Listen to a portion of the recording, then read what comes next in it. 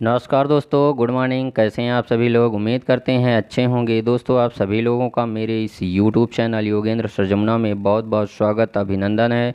दोस्तों, आज हम क्लास 10th सामाजिक विज्ञान की विशेष क्लास में आपके लिए लेकर आए हैं भारत के संसाधन, जिसमें हम मृदा संसाधन, जल संसाधन, वन्य एवं वन्य जीव संसाधन को देखेंगे। दोस्तों, पाठ्य पुस्तक के अभ्यास प्रश्नों को भी देखेंगे। इसके अलावा हम अतिरिक्त महत्वपूर्ण प्रश्नों को भी सॉल्व करेंगे। तो चलिए दोस्तों, शुरुआत करते हैं आज के सेशन की। क्योंकि हमारे सामने लहरों को साहिल की दरकार नहीं होती, हौसला बुलंद हो तो कोई दीवार नहीं होती, जलते हुए चिराग ने आंधियों से ये कहा, उजाला देने वालों की कभी हार नहीं होती। और हम सभी भाइयों को ऐसे ही तथ्यों की तलाश है जिससे हम अपने माता पिता के सपनों को पूरा कर सकें, क्योंकि हमें उनकी फ़िक्र को फ़क्र में जो बदलना है। तो चलिए आगाज़ करते हैं और देखते हैं क्या है ख़ास। भाइयों, ये जो हमारी क्लास है ये MP बोर्ड क्लास 10th की सामाजिक विज्ञान के पार्ट फर्स्ट भूगोल के अंतर्गत भारत के संसाधन, मिट्टी, जल, वन व वन्य जीव से संबंधित है, जो कि आपके क्लास 10th के लिए रामबाण साबित होगी। तो चलिए शुरुआत करते हैं। पर उससे पहले बहुत ही महत्वपूर्ण संदेश। कई जीत बाकी है, कई हार बाकी है, अभी तो ज़िंदगी का सार बाकी है। यहाँ से चले हैं नए मंजिल के लिए, यह तो एक पन्ना था, अभी तो पूरी किताब बाकी है। बिल्कुल सही बात है भाइयों, जो हमारे इरादे हैं उनके सामने हार कुछ भी नहीं है। इसलिए हमें इन हारों से डरना नहीं है, अपने इरादों को मजबूत करते हुए आगे बढ़ते रहना है, क्योंकि ज़िंदगी में हार और जीत का सिलसिला तो हमेशा चलता रहेगा। तो दोस्तों, चलिए हम अपने टॉपिक पर आते हैं और वीडियो को शुरू करते हैं, जिसमें हम इस टॉपिक पर जिन बिंदुओं को कवर करेंगे उनकी बात कर लेते हैं। तो दोस्तों, इस टॉपिक के अंदर हम भारत के प्रमुख संसाधन से संबंधित सामाजिक विज्ञान क्लास 10th चैप्टर फर्स्ट भूगोल के बहुविकल्पीय प्रश्नों को देखेंगे और अति लघुत्तरीय और दीर्घोत्तरीय प्रश्नों की भी हम बात करेंगे, तथा उसके अलावा हम चैप्टर के अन्य महत्वपूर्ण प्रश्नों की भी बात करेंगे, तथा भूगोल चैप्टर से संबंधित अन्य महत्वपूर्ण प्रश्नों को भी हम इसमें कवर करेंगे। तो इस हिसाब से यह वीडियो काफ़ी इम्पोर्टेंट होने वाली है आपके क्लास 10th बोर्ड के एग्ज़ाम के हिसाब से। इसलिए वीडियो को प्लीज़ बिना स्किप किए हुए शुरू से लेकर लास्ट तक ज़रूर देखिएगा। और अगर वीडियो पसंद आए तो वीडियो को लाइक और दोस्तों में शेयर ज़रूर करिएगा, तथा कमेंट सेक्शन में अपनी राय भी अवश्य दीजिएगा कि आखिर आपको हमारी यह वीडियो कैसे लगी। तो चलिए वीडियो के टॉपिक पर आते हैं, जिसमें हम सबसे पहले क्लास 10th सामाजिक विज्ञान के भूगोल विषय का चैप्टर फर्स्ट के बहुविकल्पीय प्रश्नों को देख लेते हैं। ठीक है। तो दोस्तों, यहाँ पे हमारे जो वस्तुनिष्ठ प्रकार के प्रश्न हैं वो इस प्रकार से हैं चैप्टर फर्स्ट से भूगोल विषय में।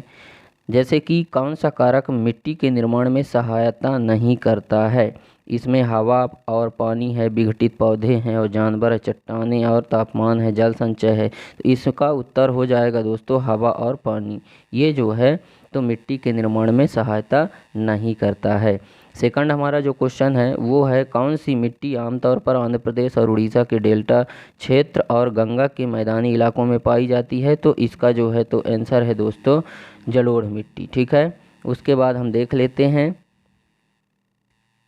उसके बाद हम तीसरा क्वेश्चन देख लेते हैं, किस क्षेत्र में मृदा संरक्षण के लिए कंटूर मेड़ बनाने की विधि का प्रयोग किया जाता है? तो पहाड़ियाँ, मतलब जो है तो इसमें हो जाएगा C नंबर ऑप्शन सही है। ठीक है। उसके बाद हम नेक्स्ट देखते हैं, चौथा जो हमारा क्वेश्चन है वो है, मनुष्य सबसे अधिक उपयोग करता है, किसका उपयोग करता है? तो भूमिगत जल का, यानी कि A नंबर वाला ऑप्शन आपका सही है, क्योंकि मनुष्य जो है तो सबसे ज़्यादा भूमिगत जल का ही उपयोग करता है। और दोस्तों, जो भूमिगत जल होता है वह वर्षा के कारण प्राप्त होता है, क्योंकि वर्षा होती है, वर्षा होने के बाद वो वर्षा का जल भूमि के नीचे दरारों और सुराखों के माध्यम से जो है तो सोख लिया जाता है, और जो भूमि के नीचे चला जाता है वही जल भूमिगत जल कहलाता है। ठीक है।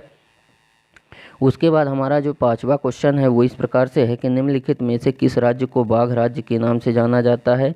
तो इसको जो है तो मध्य प्रदेश एक ऐसा राज्य है जिसे बाघ राज्य के नाम से जाना जाता है। ठीक है। उसके बाद हमारा जो 6 क्वेश्चन है वो इस प्रकार से है, वन महोत्सव के संस्थापक कौन थे? तो ठीक है, इसमें जो है तो KM मुंशी ये जो है तो वन महोत्सव के संस्थापक थे। उसके बाद हमारा जो 7वां नंबर क्वेश्चन है वो इस प्रकार से है, सर्वाधिक वनाच्छादित राज्य मतलब वनों का घेरा हुआ राज्य जिसमें सबसे ज़्यादा वन हैं वह कौन सा है? असम राज्य। असम राज्य में आपको सबसे ज़्यादा वन देखने को मिलेंगे, वनों से आच्छादित यानी वनों से घिरा हुआ राज्य। ठीक है, नेक्स्ट हमारा क्वेश्चन है, घना पक्षी अभ्यारण्य, अभ्यारण्य कहाँ है? यह जो है तो राजस्थान में है, जहाँ पे पक्षियों की जो है तो देख रेख और सुरक्षा व्यवस्था की जाती है, उसे अभ्यारण्य कहते हैं। ठीक है, उसके बाद हमारा जो दूसरा क्वेश्चन है वो देख लेते हैं, रिक्त स्थान। रिक्त स्थान देख लेते हैं, इसमें से जैसे है पहला जो है तो यहाँ पे खाली स्थान, संयुक्त वन प्रबंध प्रणाली में इसका महत्वपूर्ण स्थान है। ठीक है, किसका स्थान है? वन संरक्षण का, यानी कि जो है तो इसमें हमारा जो पहला खाली स्थान है वो है यहाँ पे हो जाएगा वन संरक्षण, संयुक्त वन प्रबंध प्रणाली में इसका महत्वपूर्ण स्थान है। पहले में क्या हो जाएगा? वन संरक्षण। ठीक है, दूसरा वाला जो हमारा है उसका जो है तो क्या है? सामाजिक वानिकी योजना को खाली स्थान से वित्तीय सहायता मिल रही है, तो इसमें हो जाएगा विश्व बैंक से। किससे? विश्व बैंक से। तीसरा है हमारा वन अग्नि नियंत्रण परियोजना WWA के तहत, ठीक है, WWA के सहयोग से कार्य कर रही है। कौन सी योजना के से? WWA के तहत। ठीक है, अब हमारा जो चौथा ऑप्शन है उसमें हो जाएगा जो है तो दोस्तों, एक में हो जाएगा, चौथे ऑप्शन में जो पहला वाला ऑप्शन है उसमें हो जाएगा सैंक्चुअरी और वन्य जीवन की सुरक्षा और संरक्षण के लिए नेशनल पार्क स्थापित किए गए हैं। इसमें नेशनल हो जाएगा और इसमें सैंक्चुअरी हो जाएगा। ठीक है, उसके बाद हम जो है तो नेक्स्ट देखते हैं, हमारा जो नेक्स्ट क्वेश्चन है वो है अति लघुत्तरीय प्रश्न देख लेते हैं दोस्तों। जो हमारा भूगोल का चैप्टर फर्स्ट है, संसाधन, भारत के संसाधन, उसका जो पहला क्वेश्चन है अति लघुत्तरीय वो है मृदा अपरदन से क्या तात्पर्य है?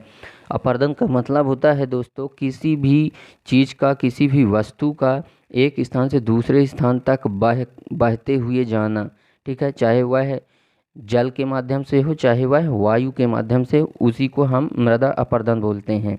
किसी भी प्राकृतिक, यहाँ पे देख लेते हैं, किसी भी प्राकृतिक कारक द्वारा बड़े पैमाने पर मिट्टी को एक स्थान से दूसरे स्थान पर जाना ही मृदा अपरदन कहलाता है। मतलब कुल मिला के कहें तो परिवहन ही क्या है? अपरदन कहलाता है। ठीक है, उसके बाद हम देख लेते हैं मृदा संरक्षण से आप क्या समझते हैं? मृदा संरक्षण मतलब मृदा को सुरक्षित रखने से इसका मतलब है। संरक्षण का मतलब होता है सुरक्षित।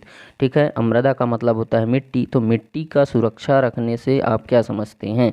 ठीक है, तो यहाँ पे है कि लगातार बढ़ती हुई जनसंख्या के कारण प्राकृतिक संसाधनों का विनाश हुआ है। प्राकृतिक संसाधन जैसे पेड़ पौधे, यह प्राकृतिक संसाधन है। ठीक है, और जो है तो जैसे नदियाँ हो गई, ठीक है, पेड़ पौधे, नदियाँ, ठीक है, ये सब क्या है? प्राकृतिक संसाधन है।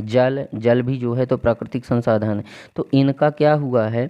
जनसंख्या बढ़ी है जिसकी वजह से इनका बहुत ज़्यादा मात्रा में विनाश हुआ है, हद से ज़्यादा इसका अंधाधुंध प्रयोग हुआ है। ठीक है, इसके लिए जो है तो मिट्टी में क्या है कि विभिन्न प्रकार के जो है तो कृषि रासायनिक उर्वरक खादों का प्रयोग करके उसकी जो उर्वरता शक्ति है वह नष्ट होती जा रही है। ठीक है, तो मृदा की संरक्षण की जो है तो निम्नलिखित विधियां हैं, उनको जो है तो हमें रोकना चाहिए। ठीक है, और मृदा संरक्षण आवश्यक है। ठीक है, मृदा के विनाश को रोकने के लिए मृदा संरक्षण बहुत आवश्यक है। ठीक है, नेक्स्ट हमारा जो तीसरा क्वेश्चन है वो है जो है तो भूमिगत जल के स्रोत। ठीक है, यहाँ पे हमारा क्या है? भूमिगत जल के स्रोत। अब देखो, भूमिगत जल यानी कि जो भूमि के नीचे जो जल उपस्थित है उसी को भूमिगत जल बोलेंगे। और उसके प्रमुख स्रोत क्या है? तो वर्षा है। प्रमुख स्रोत क्या है? वर्षा। अगर वर्षा नहीं होगी तो हमें भूमिगत जल नहीं मिलेगा। ठीक है, वर्षा होने के बाद ही हमें भूमि के नीचे से जल मिलता है। हम लोग जो पीने के लिए जल यूज करते हैं वो जो है तो हमें पृथ्वी के नीचे से ही मिलता है दोस्तों, और वर्षा के कारण मिलता है। ठीक है, वर्षा होती है, वर्षा के बाद वह जल भूमि के नीचे सोख लिया जाता है दरारों सुराखों के माध्यम से, और फिर वही जल जो है तो हम लोग पीने के लिए ट्यूबवेल का प्रयोग करके नीचे से निकाल कर यूज करते हैं। ठीक है, वर्षा जल का कुछ भाग भूमि सोख लिया जाता है, शेष भाग रिस कर सतह के नीचे भूमिगत जल के रूप में एकत्रित हो जाता है, उसी को जो है तो भूमिगत जल कहते हैं। ठीक है, नेक्स्ट हम देख लेते हैं, हमारा जो चौथा क्वेश्चन है वो इस प्रकार से है, 1988 की संशोधित वन नीति का आधार क्या था? वन नीति, नीति का मतलब होता है दोस्तों योजनाएं। ठीक है, और वन को नीति का मतलब होता है योजनाएं। तो 1988 की संशोधित, यानी संशोधन का मतलब है उसमें बदलाव करना, ठीक है, कोई नई चीज़ जोड़ना या पुरानी चीज़ को हटाना ही संशोधन कहलाता है दोस्तों, ठीक है। और आधार का मतलब होता है उसकी प्रमुख जो है तो नींव, ठीक है, प्रमुख उसकी जो मेन चीज़ होती है वही होता है आधार। तो 1988 की जो है तो संशोधित वन नीति का आधार क्या है? तो इसका प्रमुख आधार है पर्यावरणीय स्थिरता को बनाए रखना। पर्यावरणीय स्थिरता को बनाए रखना, जैसे कि जो पेड़ पौधे हैं उनको काटने से बचाना, तापमान को जो है तो एक समान बनाए रखना, प्रदूषण कम करना, ठीक है। इतने ज़्यादा कंपनी कारखाने जो लग गए हैं उसकी वजह से वो जो प्रदूषण होता है जिसके कारण जो है तो पर्यावरण कहीं ना कहीं प्रभावित होता है, जिससे पर्यावरण का संतुलन बिगड़ जाता है। इसलिए प्रदूषण कम करना चाहिए और प्रदूषण पर रोक लगाया जाना चाहिए, जिसकी वजह से पर्यावरण में स्थिरता बनी रहे। और प्राकृतिक विरासत का संरक्षण करना, मिट्टी के कटाव को रोकना, ठीक है। प्राकृतिक विरासत, विरासत का मतलब जो है तो जैसे प्राकृतिक का मतलब जिसमें मानव का कोई योगदान नहीं होता है, जो भगवान या गॉड के द्वारा जो प्राकृतिक रूप से स्वयं बन जाते हैं, जैसे नदियाँ जो हैं तो वो स्वयं बन जाती हैं, उसको कोई नहीं बनाता है। पेड़ पौधे जो हैं तो वो स्वयं बन जाते हैं, उसको कोई नहीं बनाता है, वो प्राकृतिक होते हैं। वर्षा होती है वह भी प्राकृतिक होती है, इंसानों का उसमें कोई हाथ नहीं होता है वर्षा करवाने में, ठीक है। तो ये जो विरासत हैं इनको जो है तो सुरक्षित करके रखना और जो हमारी मिट्टी है उसके कटाव को भी रोकना है, ठीक है। यही है 1988 की संशोधित वन नीति का प्रमुख आधार, ठीक है। हम देख लेते हैं क्वेश्चन नंबर 5 है कि सामाजिक वानिकी की सफलता का आधार क्या है? वृक्षारोपण का सामाजिक वानिकी, यह जो है तो एक कार्यक्रम है जो विश्व बैंक के सहयोग से शुरू किया गया था, ठीक है। वृक्षारोपण का कार्यक्रम है, मतलब वृक्षारोपण का मतलब यह है कि वृक्ष को लगाना, वृक्ष को लगाना ही जो है तो क्या है, वृक्षारोपण है, ठीक है। और यह कार्यक्रम विश्व बैंक के सहयोग से शुरू किया गया था। इसका उद्देश्य जो है तो सामाजिक वानिकी का जो उद्देश्य था वह गांवों के पास जो बंजर भूमि पड़ी है, सड़क के किनारे और नहर के तटबांधों पर, तटबांध का मतलब समझते हो, जो नहर का किनारा होता है, और सड़क के किनारे। बंजर भूमि मतलब ऐसी भूमि जिस पर जो है तो किसी भी प्रकार की फसलें नहीं उगाई जा सकती, ठीक है। तो वहाँ पे जो है तो हमको क्या करना है, पेड़ लगवाना है, वही है सामाजिक वानिकी, ठीक है। और इसकी सफलता का प्रमुख आधार वही है कि आप जो है तो सड़कों के किनारे और बंजर भूमि जहाँ पे पड़ी हुई है और नहर के जो तटबांध हैं वहाँ पे पेड़ लगवाएं, हर बच्चे के लिए एक पेड़। यह नारा स्कूल और कॉलेजों में भी विकसित किया गया है, ठीक है। वन महोत्सव का प्रकाशन और कृषि वानिकी सड़क द्वारा जो है तो सड़क के किनारे, रेलवे के किनारे, नहर तटबांधों के किनारे पेड़ लगाकर लोगों की भागीदारी बढ़ाई जाती है, ठीक है। तो सामाजिक वानिकी की सफलता का मूल आधार यही है, ठीक है, कि रोडों, सड़कों, रेलवे लाइनों और नहरों के किनारे जो है तो पेड़ों को ज़्यादा से ज़्यादा मात्रा में लगवाना ही सामाजिक वानिकी है, ठीक है। उसके बाद हम देख लेते हैं नेक्स्ट, हमारा जो 6 नंबर क्वेश्चन है वो इस प्रकार से है, भारतीय वन प्रबंध संस्थान की स्थापना क्यों की गई थी? ठीक है। वन प्रबंध, प्रबंध का मतलब होता है व्यवस्था, ठीक है। भारत का जो वन है, वन किसे बोलेंगे दोस्तों, जहाँ पे जो है तो बहुत ज़्यादा मात्रा में हरे भरे पेड़ पौधे लगे हों, ठीक है, और एक सघन रूप में जो है तो पेड़ पौधे लगे हों, उसी को हम वन बोलते हैं, ठीक है, यानी कि जंगल, ठीक है। वन यानी कि जंगल, ठीक है। तो वन की जो व्यवस्था है, संस्थान की स्थापना, वन प्रबंध संस्थान की स्थापना क्यों की गई थी? तो इसके लिए की गई थी, जंगल के विकास के लिए। किसके लिए? जंगलों के विकास के लिए, पेड़ पौधों के विकास के लिए, उसकी सुरक्षा व्यवस्था को लेकर की गई थी वन प्रबंध संस्थान की स्थापना। कब की गई थी? 1978 में, जहाँ पे जो है तो वनों की सुरक्षा एवं उसकी देखभाल की व्यवस्था के लिए जो है तो संस्थान बनाए गए थे, ठीक है। जैसे केंद्र सरकार ने प्रशिक्षण, अनुसंधान व परामर्श उद्देश्य के लिए भोपाल में भारतीय वन प्रबंध संस्थान की स्थापना की थी। भारतीय वन प्रबंध संस्थान की स्थापना कहाँ हुई थी भारत के अंदर? तो भोपाल में हुई थी, और इसका प्रमुख उद्देश्य था कि वनों को सुरक्षित रखना, ठीक है। उसके बाद हमारा जो है तो लघु उत्तरीय प्रश्न देख लेते हैं। चैप्टर हमारा जो फर्स्ट है भूगोल का, उसका हम लघु उत्तरीय प्रश्नों को देख लेते हैं, ठीक है।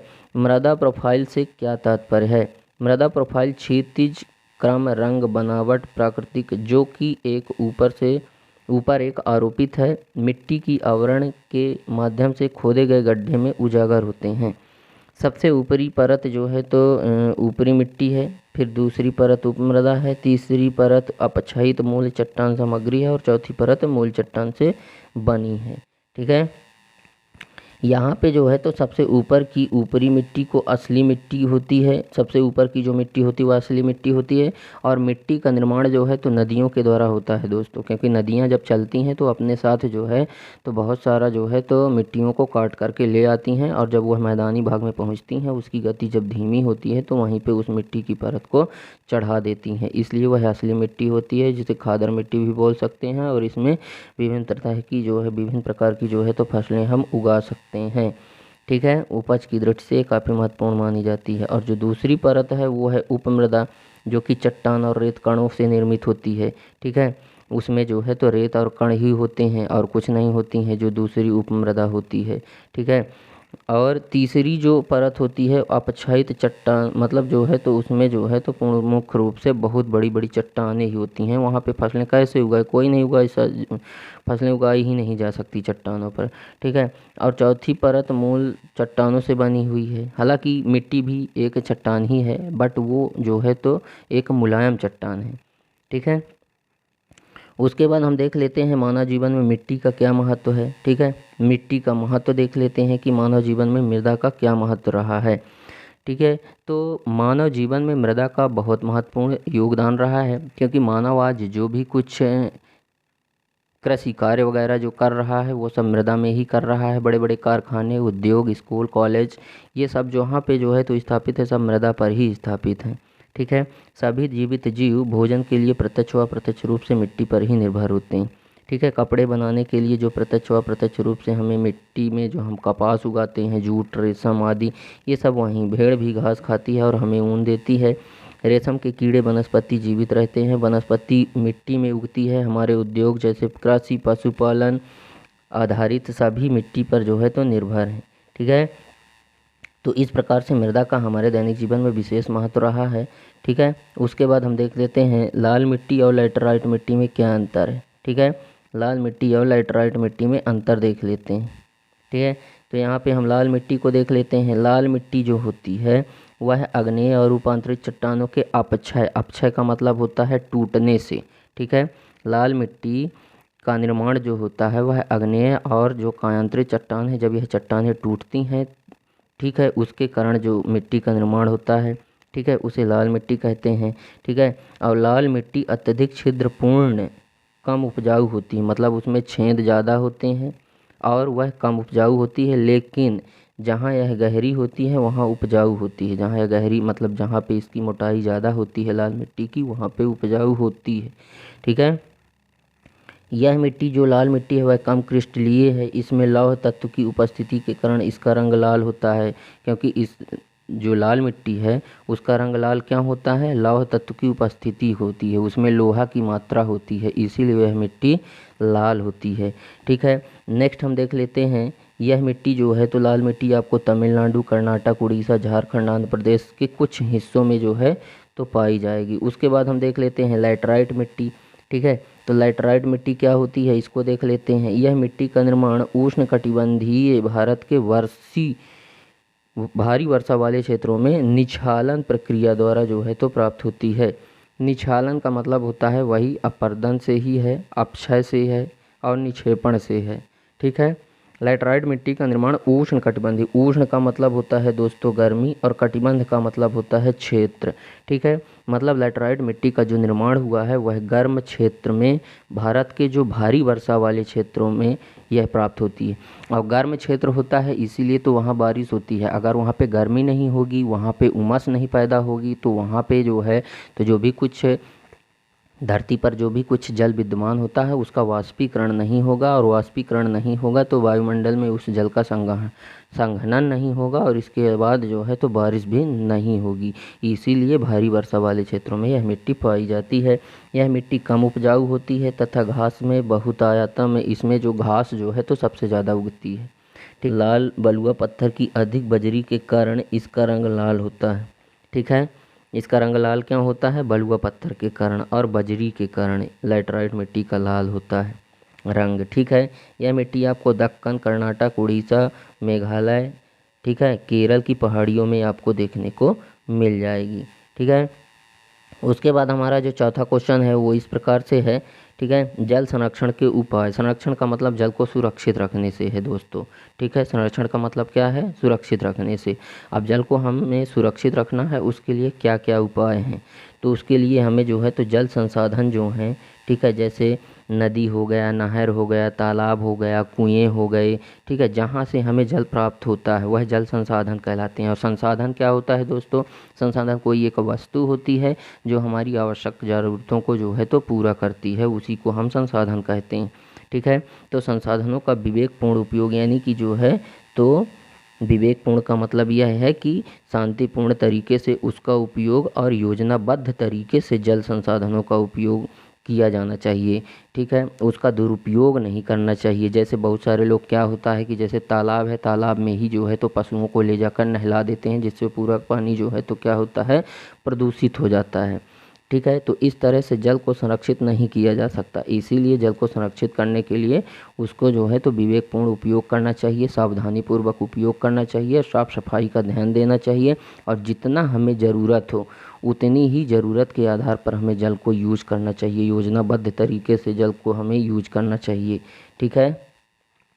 उसके बाद हम जो है तो जल संरक्षण एवं प्रबंधन आवश्यक है। जल संरक्षण एवं प्रबंधन आवश्यक है। जल की सीमित उपलब्धता, बढ़ती मांग और इसकी असमान उपलब्धता को देखते हुए जल संसाधन का संरक्षण करना अति आवश्यक हो गया है, क्योंकि जनसंख्या दिन प्रतिदिन बढ़ रही है, जिसकी वजह से जल को सुरक्षित रखना बहुत ज़रूरी है। क्योंकि बढ़ती हुई जल की मांग के कारण उसको सुरक्षित रखना बहुत ज़रूरी है, ठीक है। उसके अलावा जो है तो 3 कदम आवश्यक हैं जिसके माध्यम से हम जल को सुरक्षित रख सकते हैं, वो इस प्रकार से हैं,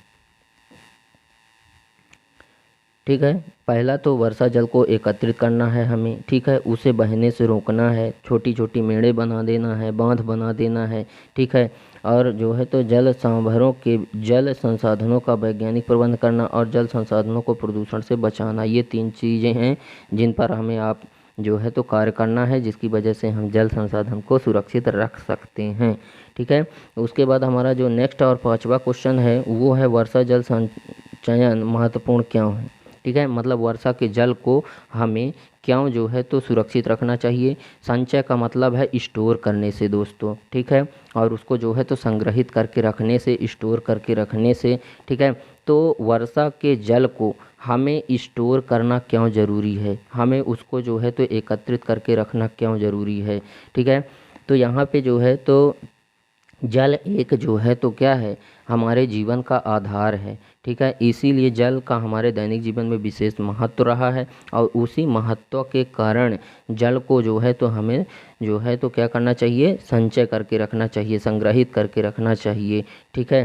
तो इसलिए ज़रूरी है जल का संचय करना। लेकिन बरसात के मौसम में प्रचुर मात्रा में उपलब्ध होता है जल, ठीक है। सबसे ज़्यादा मात्रा में जो है तो कब हमारे पास होता है जल, बरसात के मौसम में। इसलिए उस टाइम पे क्या है कि जल को हमें सुरक्षित रखना चाहिए।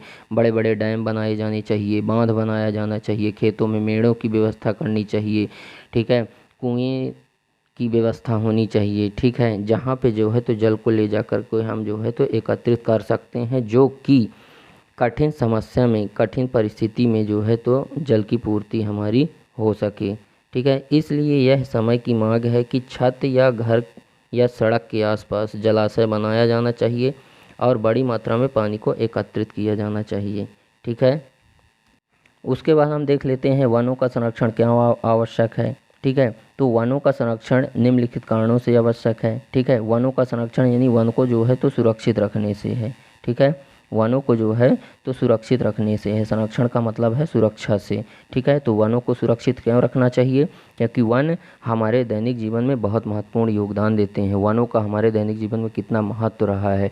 वन हमारे लिए जो है तो प्रत्यक्ष अप्रत्यक्ष रूप से सहायता करते हैं हमारे जीवन में। हमें जो है तो जलाऊ लकड़ी प्राप्त करते हैं वहाँ से, और जो है तो चारागाह के लिए घास की जो है तो उत्पत्ति होती है वहाँ से, और जो है तो हमारे लिए फल फूल की व्यवस्था वहीं से होती है। इसलिए वन हमारे दैनिक जीवन में विशेष महत्व रखते हैं और उनका संरक्षण होना इसलिए ज़रूरी है, ठीक है। अतः वन जो है तो हमारे लिए जो है तो वर्षा कराने में भी सहायक होते हैं। वनों से जो है तो हमें स्वच्छ वायु मिलती है, इसलिए वनों का संरक्षण ज़रूरी है। लेकिन आज वर्तमान समय में जिस प्रकार से औद्योगिकीकरण, उद्योग और कारखाने लगे हैं, उनकी वजह से जो भी कुछ प्रदूषण होता है उससे कहीं ना कहीं वन भी प्रभावित हो रहे हैं, इसलिए वनों का संरक्षण होना ज़रूरी है। तो निम्न कारणों से आवश्यक है वनों का संरक्षण। पहले हम देख लेते हैं। मनुष्य और जानवरों के लिए भोजन प्रदान करते हैं। अगर वन को हम सुरक्षित नहीं करेंगे तो मनुष्य और जानवरों के लिए भोजन प्राप्त नहीं होगा। ठीक है। दूसरा है, वे पारिस्थितिकी तंत्र के रखरखाव में मदद करते हैं। अगर हम पारिस्थितिकी तंत्र के रखरखाव में मदद करते हैं, अगर वन नहीं होंगे तो पारिस्थितिक तंत्र का रखरखाव नहीं हो पाएगा। पारिस्थितिक तंत्र का मतलब समझते हो दोस्तों क्या होता है? पारिस्थितिक का मतलब होता है जैसे विभिन्न प्रकार के जो जीव जंतु हैं वह एक दूसरे से किस प्रकार निर्भर हैं। जीव जंतु, पेड़ पौधे, घास, ठीक है, ये सब एक दूसरे से किस प्रकार जो है तो संबंध रखते हैं और एक दूसरे से किस प्रकार जो है तो संबंधित हैं और एक दूसरे से किस प्रकार अपना जीवन यापन करते हैं, ये चीज़ ही जो है तो इन चीज़ का विश्लेषण करना ही क्या है? पारिस्थितिकी तंत्र है। ठीक है। जैसे अगर बात करें तो अगर घास नहीं जमी होती, अगर घास नहीं होती पृथ्वी पर, तो जो चूहा है और जो खरगोश है उनका जो है तो जीवन नहीं होता, क्योंकि चूहा और खरगोश जो है वो घास खाकर ही अपना जीवन यापन करते हैं। उसी प्रकार से अगर सर्प और शेर का जीवन के बारे में देखें तो अगर जो है तो चूहा और खरगोश अगर नहीं होता तो उधर सर्प और शेर भी नहीं होते, क्योंकि सर्प और शेर अपना भोजन चूहा और खरगोश से ही जो है तो प्राप्त करते हैं। ठीक है। तो इस प्रकार से ये एक दूसरे से किस प्रकार से निर्भर हैं, वही है पारिस्थितिकी तंत्र। तो उसके रखरखाव में, उसको संतुलन बनाए रखने में वनों का संरक्षण बहुत ज़रूरी है, क्योंकि अगर वन नहीं होंगे तो जो विभिन्न प्रकार के जीव जंतु हैं वो एक दूसरे से जो निर्भर रहते हैं, अपना जीवन यापन करते हैं, वो नहीं कर पाएंगे और उनकी प्रजाति का अंत हो जाएगा। ठीक है। नेक्स्ट है, वे मनुष्यों और जानवरों के अस्तित्व के लिए आवश्यक ऑक्सीजन देते हैं। ठीक है, पेड़। ठीक है। उसके अलावा जो है तो हमें हर्बल औषधियाँ भी देते हैं, पेड़ पौधे देते हैं कि नहीं देते? वे हमें दरवाजे, मकान बनाने के लिए लकड़ी उपलब्ध करवाते हैं। ठीक है। मृदा अपरदन में सहायता करते हैं। ठीक है। तो इस प्रकार से जो है तो वनों का हमारे दैनिक जीवन में विशेष महत्व रहा है। तो इस प्रकार से दोस्तों उम्मीद करते हैं कि आपको हमारा यह वीडियो पसंद आया होगा। वीडियो अगर पसंद आया है तो वीडियो को लाइक और शेयर ज़रूर करिएगा, तथा अगर अभी तक आप लोगों ने हमारे चैनल को लाइक और सब्सक्राइब नहीं किया है तो प्लीज़ लाइक और सब्सक्राइब कर देना। बेल आइकन भी प्रेस करना ताकि हमारी नई नई वीडियो की नोटिफिकेशन आप तक सबसे पहले मिले। तो दोस्तों आज के लिए बस इतना ही। मिलते हैं आप सभी से नेक्स्ट वीडियो में इसके और आगे के क्वेश्चनों को लेकर के। ठीक है। तो दोस्तों तब तक के लिए जय हिंद।